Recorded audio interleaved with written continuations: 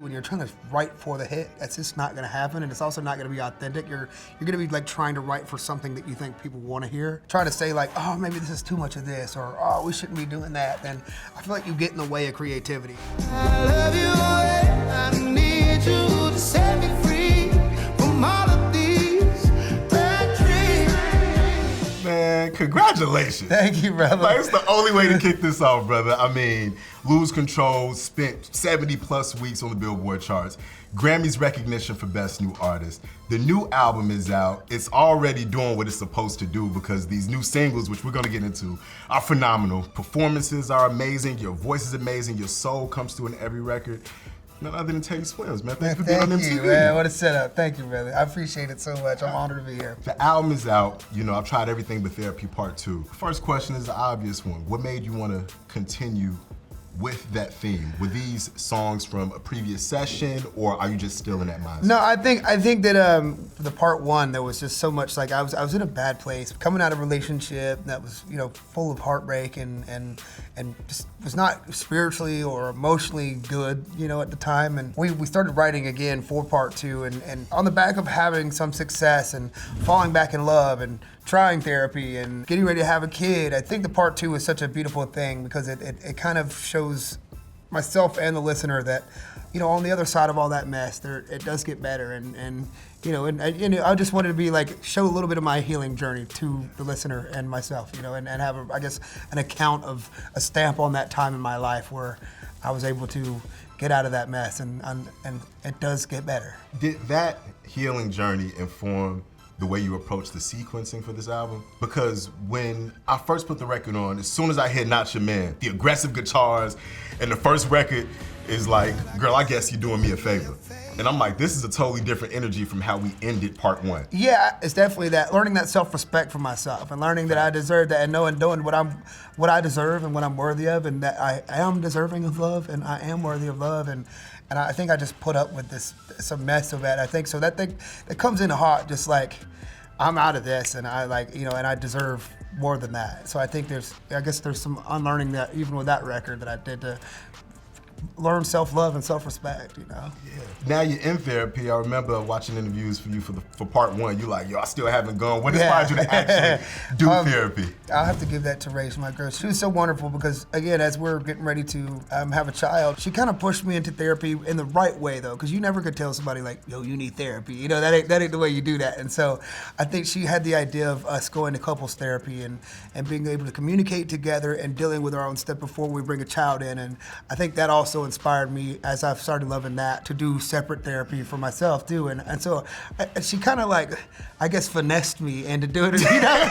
That's what a good woman does. They're gonna finesse you into doing something that's good for you. Yeah. And so I was like, she was really smart about that. It's been great for every area of my life and being, you know, healing. Shout out to Rach for opening that door. Amen. Yeah, shout out. Now I understand why you wrote the song Are You Even Real? Because like this woman sounds like the embodiment of everything that you and Giveon was singing about. First of all, how did that record come together? Well, so my dear friend Solly, and she came and did a lot of this record with me it got sent to me, and they had the chorus and stuff in it. It was just an incredible record, and so I kind of started cutting the record and made some little changes here and there. And I had met Giveon at the VMAs, like he was kind of coming into a party as I'm leaving, and we chatted for a minute, exchanged numbers, big fans of each other. And weirdly enough, my lawyer, Josh Kamen, represents Giveon as well. And so when I'd sent him the record, he was like, man, you know, Giveon would crush this Are You Even Real record with you. And later on, I guess like maybe a week later, Giveon hit me up. He's like, bro, I can't stop listening to this Are You Even Real record. And I was like, did Josh send that to you? I didn't even know he had it, you know? I was like, look, bro, all you got to do is say the word right now, and I delete the second verse, and you do whatever the heck you want, bro, you know? And he goes in and records something and then sends it to me, and I call him almost in tears, like, bro, you just did this next level, man. So I'm really, really grateful to have him on that record, and he's the kindest human being in the world. And I've been saying this in every one of my interviews that we talk about this song because when we were filming the music video, we were throwing around the idea of doing a little EP together and like doing more stuff together. And so don't tease that if you ain't gonna do it. That's why I keep talking about it. So when people start asking him, when you see him and you ask him, he's like, yeah, I guess we're doing it, man. He's told everybody. He's such a great friend too, man, and he's easy to be just open and talk to and vulnerable around. And so there's no doubt in my mind that I think it's gonna sound like just two bros being free together, you know what I mean? And I'm really pumped about it. I'm gonna get back into the album for a second, but just on that, the two bros being free, I actually sat behind you a couple rows back at the VMAs. Yeah. But I noticed how many artists came straight and made a beeline to you just to check in, say what's up, dap you up, show you love. And I was just observing, and it just seems that you have just a welcoming spirit that these people just, they vibe with you. Like, that was such a beautiful experience that night for me and Busta Rhymes, dude. It made me cry that evening too. He's been what something. What did he say to you? He's just like, sir, I think you're the best thing in music. You know that you're really just honest and bringing soul back into music. And I ain't heard music like that in a long time. And you know, I talked to him a good bit too. And he's just, what a legacy, man. What an awesome human being. He's right about that. You bringing soul to music. I'm curious, when I think about records like Guilty, which is the other single that you dropped, yeah. You know, shortly after Are You Even a Real? You got lines in there about admitting to being jealous, like I'm guilty of having a bleeding heart. And you look at you and you see the tattoos, the beard, the scruffiness, you're a man's man, but you say the soft stuff out loud. Well, I think I got Why is that. that important? Yeah, my dad, man, you know, he's always been vulnerable and honest and open and emotionally intelligent and available, you know, and I think that's truly the manliest thing you could do. I don't know where it got lost in manhood to be all tough and you know, and I mean, I know some people, I think that comes from trauma and it's in its original space, but I think being open and vulnerable, that's a manly thing to do in my opinion. And I try to discuss, you know, my feelings openly and there's so much unlearning about this, about talking about, you know, how I feel, where I'm coming from, or learning to be deserving of love and stuff, you know? I was wondering too, when you dropped Are You Even Real and then Guilty, you know, two singles kind of close back to back.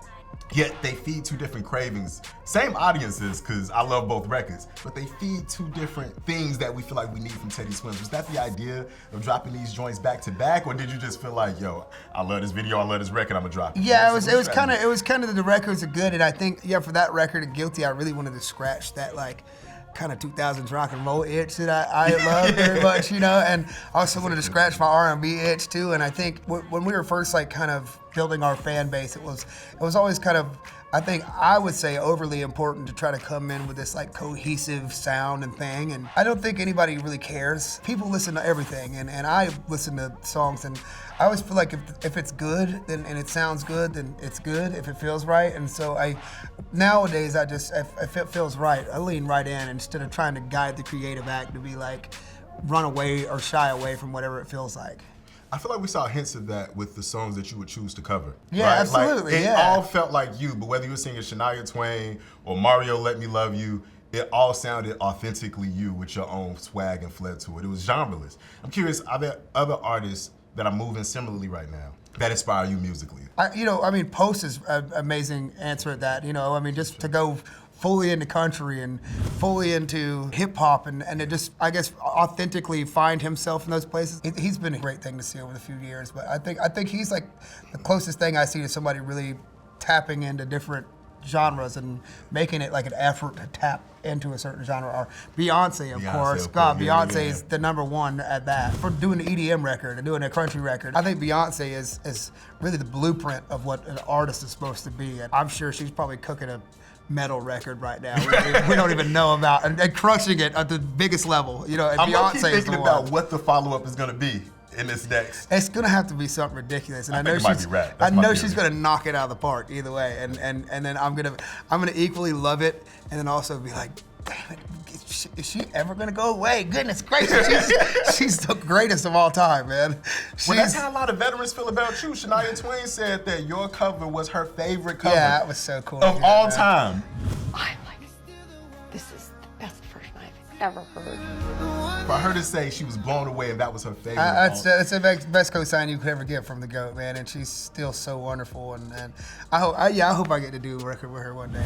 She's so incredible, and just to be hitting it and being that warm for that long, you know, it's such a beautiful thing to see. That's a real legacy. Stay You're still the one that I love, the only one I dream of. You're still the one I kiss goodnight.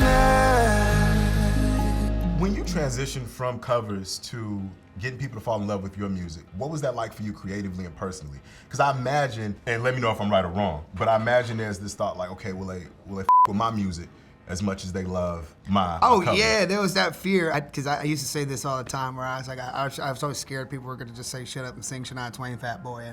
And one time in a meet and greet, these sweet little fans had brought me a sweater that they had made that said, shut up and sing Shania Twain, Fat Boy. And I loved it. I was like, thank y'all. She's like, look, we're here for you. We love your music. We're going to be by you on your journey. And but I do think there was this big fear of like, when you cover some of the greatest songs ever, that there's like, how the hell am I supposed to, compete with that? I think the comparative nature to you and someone else or someone you look up to can be such a negative thing. And this is the way I try to think about it, is that Stevie Wonder didn't grow up listening to Stevie Wonder. So if anything, that's a tool in the shed that I get to use and pay homage to every time I go to write a song, and same with Shania Twain. And so and now I get to use my love for them and my homage to them as tools in my shed of songs to write. And the more songs I cover and learn, the more things that are in the toolbox. And so at one point I did think it was gonna hinder me, but the further I go,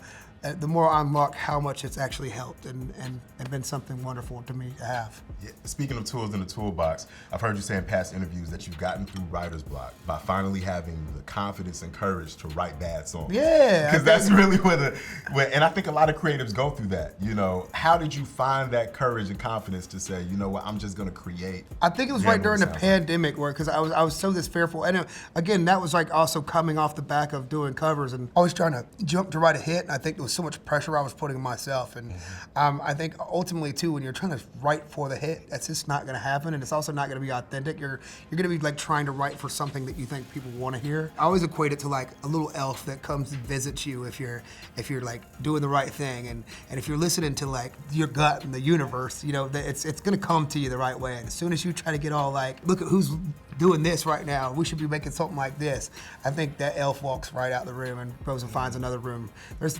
thousands of songs being written right here in New York. If we started right now, we start trying to guide the creative act, that thing's gone, bro. It's going somewhere else's room. I want to talk about the influence of social media, how TikTok has helped you to build a community of fans, and then a week before your album comes out. God, I was scared to death, man. The TikTok I know, I was so scared to death, man. I thought I was over. Yeah, we had made this big video too, like, thank you so much for this community. We really appreciate it. I'm also on these other platforms. I hope 1% of my following gets this, but I think it's been pivotal in my life, man. We had did this cover of Journey to Don't Stop Believing from the green room. I just sang the first 2 lines, and I think in like a week it had tripled my following. And what I did in like a year on covers was like trumped in like a week on TikTok. It was just so nuts. Just a city boy, born and raised in South Detroit. He took the midnight train going anywhere. That platform is so crazy, and I think I think the thing that it's done has been authenticity is something that's so key. There's a lot of people that think like, oh, I'm an artist or I'm a songwriter. I'm not an entertainer. I can't do the content. And it's like, I think you're missing out on the most important tool, that is you get to be all this. You don't have to have all the budget. Raw talent and like having your own authentic style and flair is like, it's enough now to be successful. How do you maintain that creativity and authenticity when you have a hit as big as Lose Control, right? Because I imagine there's pressure to want to match that. Sometimes you ever listen to music and you feel like you can feel someone chasing a hit. Yeah. I don't feel that listening to this. I really love this part 2. I think, thank you, man. I think the biggest thing for me is not having pressure on that, but also I think one thing that Lose Control did teach me is that like, when I had this gut feeling of that song being good, like we knew that song was gonna be life-changing for me. But I had never had a life-changing song, but I also never had that gut feeling quite like I did when we wrote that song. I felt like, oh, this is gonna change my life. And so now that it has, and I've seen it firsthand do that, it's taught me that when I get that gut feeling, like to know that like my gut is correct. We're in the parking lot, baby. Like, let's go. We're here. We arrived, and we're just looking for a parking spot. If we just find a place to land this, then I know we got one. And so I think I'm getting a whole lot better. It's taught me more than pressured me to follow my gut a lot more and experiment a lot more and just have fun, you know? We talked about family.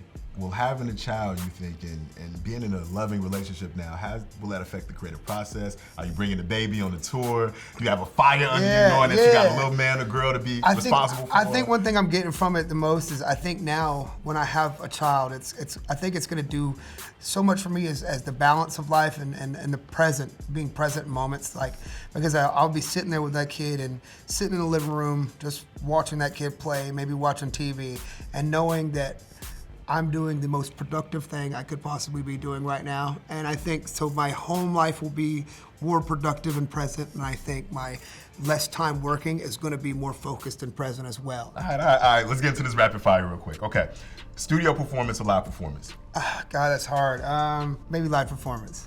I guessed that you were gonna say that because you have so many organic live performances. Yeah, that's just the best way to do it. It's so fun, and I think it takes a life of its own that way, and I think live performance for me. What album or artist have you had on repeat lately? Ellen Stone just put out this record called Sweet Little Rainbows, and I cannot stop listening to that song. It's so damn good. Favorite accessory?